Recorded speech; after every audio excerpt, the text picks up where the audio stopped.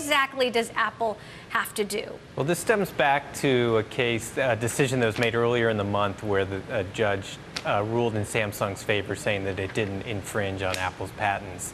And so kind of the punishment that was handed down here is that Apple needs to put on its website that for 6 months that Samsung wasn't copying its device. They also need to advertise in some UK papers, the Financial Times, and a few others. And so I saw a funny comment online today. They're picturing like Bart Simpson writing on the chalkboard there. Samsung did not infringe. I mean, I don't know if I would call it cruel, but it certainly is an unusual punishment. I mean, it's basically like telling Apple they have to put an ad out for Samsung.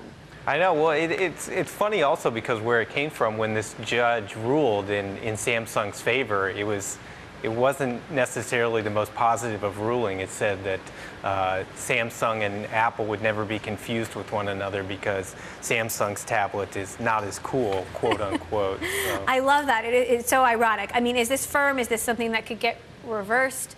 Ultimately, is Apple going to argue this one? Well, the case from earlier in the month, when the judge said that that Samsung was not infringing Apple, they're able to appeal that. So this is tied to that in some way. Now, it's becoming harder and harder to keep track of all of these Apple versus Samsung patent cases around the world because in the U.S., didn't Apple recently win a couple of victories against Samsung that could actually result in Samsung products getting pulled off the shelves here? Right. I mean, this is everywhere. The UK, obviously, the US, Germany. There's some in Washington with the International Trade Commission.